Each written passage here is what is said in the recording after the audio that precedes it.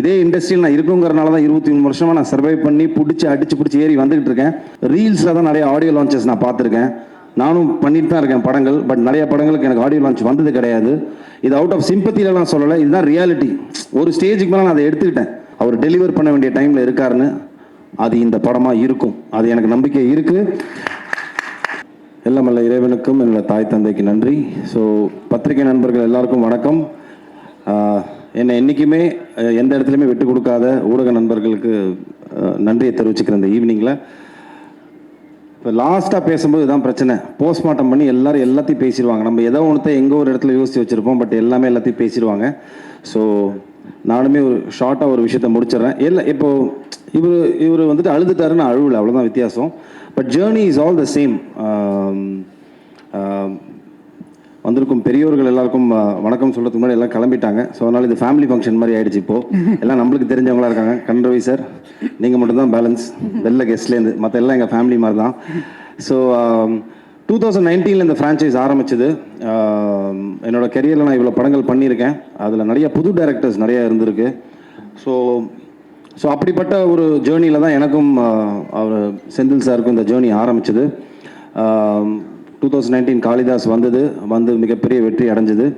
அதுக்கப்புறம் நானே அவர்கிட்ட போய் 2-3 தடவை கேட்டிருக்கேன், சார் வாங்க சார் அடுத்து பண்ணலாம். அஃப்கோர்ஸ் 2-2.5 வருஷம் கோவிடில் போயிடுச்சு. ஸோ அதுக்கப்புறம் எங்களோட நட்பு தொடர்ந்தது. பட் ஆனால் வந்துட்டு ஒரு படம் முடிஞ்சதுக்கப்புறம், அந்த படம் வெற்றி ஆனதுக்கப்புறம் டேரக்டருக்கும் ஹீரோக்கும் டிஃப்ரெண்ட் ஸ்கேல் ஓப்பன் ஆகிடும். அவருக்கான ரெக்குவயர்மெண்ட்ஸ் வேறு மாதிரி மாறும். ஒரு சில பெரிய ஹீரோக்கள் பெரிய ப்ரொடக்ஷன் அவர் அப்ரோச் பண்ணுவாங்க, எனக்கு பெரிய ப்ரொடக்ஷன் கம்பெனியோ பெரிய டேரக்டர்ஸோ அப்ரோச் பண்ணுவாங்க. இப்படி ஸ்கேல் ஓப்பன் ஆகும்போது அவரோட ஜேர்னியை பார்க்க போயிட்டாரு, நான் என்னோட அடுத்தடுத்த படங்கள் பண்ண போயிட்டேன். But somewhere deep down my heart எனக்கு தோணிகிட்டே இருந்தது, நம்ம திருப்பியும் காளிதாஸ் 2 கிடையாது, இவரோட ஒர்க் பண்ணணும். ட்ரஸ்ட் மீ, நான் நிறைய புது டேரக்டர்ஸோட ஒர்க் பண்ணியிருக்கேன். Is one of the cream technicians I ever work with. அவ்வளோ சின்சியர் அண்ட் இங்கே வச்சுருப்பார் எல்லாத்தையுமே. அண்ட் ஸோ நம்ம தைரியமாக நம்மளை போய் ஒப்படைச்சிடலாம். என்ன மாதிரி ஆர்டிஸ்ட்னா சினிமாவில் நான் எடுத்துக்கிட்ட டேக்அவே என்னன்னு பார்த்தீங்கன்னா, நம்மளுக்கு ஒரு நல்ல டேரக்டர் கிடச்சாங்கன்னா ஆட்டோமேட்டிக்லி, அதே இது உங்களுக்கும் சேர்த்து தான் சொல்கிறேன், நல்ல டேரக்டர் உங்களுக்கு கிடச்சாங்கன்னா ஆட்டோமேட்டிக்லி உங்கள் ஜேர்னி ஓப்பன் ஆகிடும். இதுதான் பேஸ். நல்ல டேரக்டர் கிடைக்கலனா தான் பஞ்சாயத்து. கதை சரியாக வராது, இல்லை சொன்ன கதையை சரியாக எடுக்க மாட்டாங்க, இந்த மாதிரியான நிறைய பிரச்சனைகள் வரும். பட் நல்ல டேரக்டர், அந்த கிராஃப்டை ப்ராப்பராக தெரிஞ்சுக்கிட்ட டேரக்டர் உங்களுக்கு கிடச்சிட்டாங்கன்னா I think you are charted for that particular film. So எனக்கு அப்படி அமைஞ்ச ஒரு டேரக்டர் தான் Shri Senthil sir. I'm blessed to have you in my life. Thank you sir. ஏன்னா சினிமாவில் எல்லா ஹீரோஸ்க்கும் இருக்கும் அப்ஸ் அண்ட் டவுன்ஸ் நிறையா இருக்கும். ஒரு வெற்றி படம் கொடுப்போம், 3 படம் கொடுத்ததுக்கப்புறம் வந்துட்டு தலையில் தூக்கி வச்சுப்பாங்க. திடீர்னு 2 படம் ஓடலன்னா அதை பேஸ் பண்ணி தான் மார்க்கெட் இருக்கும். அப்போ வந்துட்டு அவருக்கு மார்க்கெட் இல்லைன்னு சொல்லுவாங்க.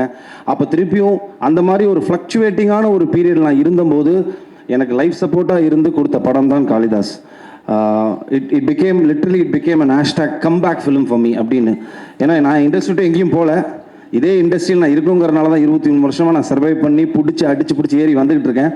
பட் ஆஃப்கோர்ஸ் அந்த பிஸ்னஸ்ன்னு வரும்போது பார்த்தீங்கன்னா, what is your last film, கடைசியாக உங்கள் படம் என்ன ஓடி இருக்குது அதை பொறுத்து தான் எல்லாமே இருக்கும், இன்க்ளூடிங் த கரண்ட் ஃபிலிம், நீங்கள் சைன் பண்ணுற ஃபிலிமோட பட்ஜெட்டாக இருக்கட்டும்.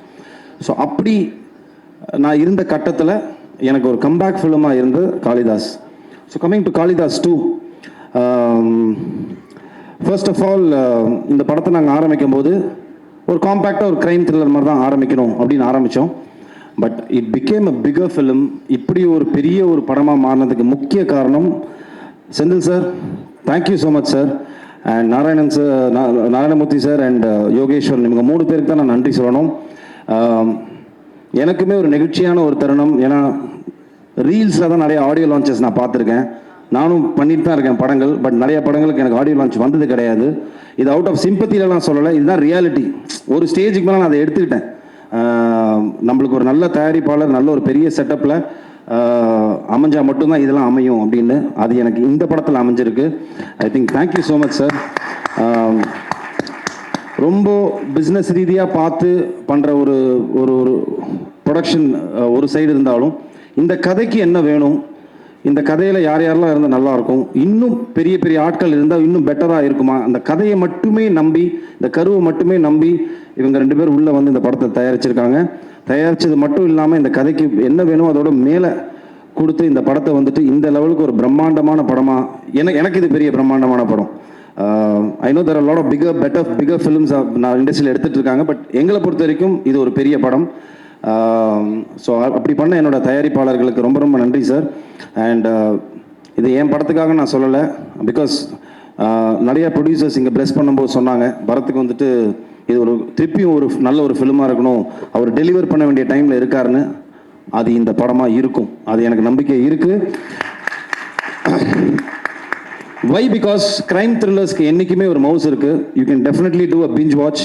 ஓடிடியில் வந்தாலும் இல்லைன்னா தேட்டரில் பார்க்கும்போது உங்களை எந்த இடத்துலையும் நவர விடாத ஒரு ஸ்க்ரீன் பிளேயில் நீங்கள் நூல் பிடிச்சி எடுத்துகிட்டு போயிட்டீங்கன்னா that film will have that flavour. அது இந்த படத்தில் நிறையாவே இருக்குது. அண்ட் நிறைய பார்த்த நிறைய டேரக்டர்ஸ் எனக்கு அவங்க சொன்ன ரஞ்சித் சார் சொன்னதாக இருக்கட்டும், இல்லைனா பாண்டியராஜன் சார், நிறைய டேரக்டர்ஸ் சொன்னது வந்துட்டு எனக்கு ரொம்ப சந்தோஷமாக இருந்தது. என்னென்னா ஒரு கிரைம் த்ரில்லர் ட்விஸ்ட் இருக்கலாம், பட் ட்விஸ்ட்டுக்குள்ளேயே ஒரு படம் இருந்தால் அப்படிங்கிற ஒரு பியோர் கிரெடிட் வந்துட்டு ஐ திங்க் செந்தில் சாருக்கும் அரவிந்த், அவரோட அசிஸ்டன்ட் அரவிந்த், அவருக்கு தான் போகணும். பிகாஸ் தட் இஸ் இந்த படத்தில் அந்த ஃப்ளேவர் இருக்குது.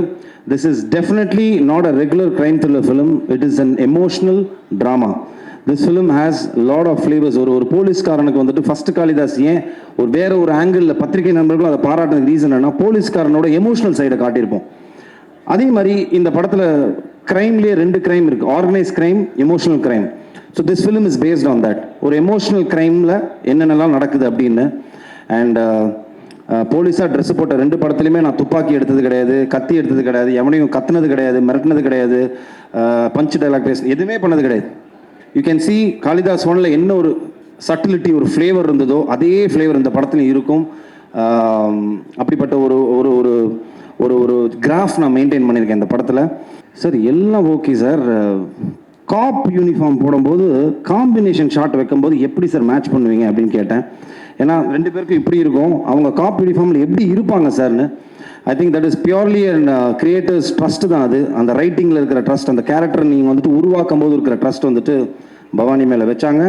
த first day when she came, cop ட்ரெஸ்ஸில் இல்லை, அவங்க ஃபர்ஸ்ட் டே வந்துட்டு அவங்களோட ஒரு அது என்ன சொல்லுவாங்க அன்யூனிஃபார்மில் அதில் வரும்போது அந்த கேரக்டர் கேரி பண்ண விதம் இருக்குல்ல, கான்ஃபிடென்ட்டாக அந்த கேரக்டர் கேரி பண்ணி இந்த டயலாக்ஸ் இருக்கட்டும், அவங்களோட இந்த வேஷி அந்த கேரக்டர் வெளியில் எடுத்துகிட்டு வந்த விதம், ஐ திங்க் நீங்கள் பயப்படவே வேண்டாம். இந்த படம் வந்ததுக்கப்புறம் படம் பார்த்து உங்கள் கேரக்டர் ரொம்ப கன்வின்சிங்காக இருக்கும். ஏன்னா அந்த லெவலுக்கு வந்துட்டு ரொம்ப நீட்டாக இருந்தது, மேலேயும் இல்லை கீழேயும் இல்லை, கரெக்டாக ஒரு ஒரு கிராஃப் இருந்தது Bhavani. So you don't have to worry, size does not matter, it is the performance which matters, that is always there. So don't worry. And Aparnathi, I think இருக்கை பற்றோட பெரிய ஃபேன், அவங்கள்ட்ட நான் சொல்லியிருக்கேன். வெரி ரொம்ப ரியலிஸ்டிக்கான ஒரு ஆக்டர்ஸ் நீங்கள். யதார்த்த கதைகள் நிறைய நடிங்க. யதார்த்த கதைகள் பண்ணுறதில்ல, எம்டன் மகன் மாதிரி அந்த மாதிரி நிறையா கதைகள் வந்துச்சுன்னா நடிங்க தயவு செஞ்சு. Very realistic actress. இந்த படத்தில் வந்துட்டு ஒரு நிறைய எமோஷ்னல் சீன்ஸ் அவங்களுக்கு தான் இருக்கும், ரொம்ப அழகாக கேரி ஃபார்வர்ட் பண்ணியிருந்தாங்க.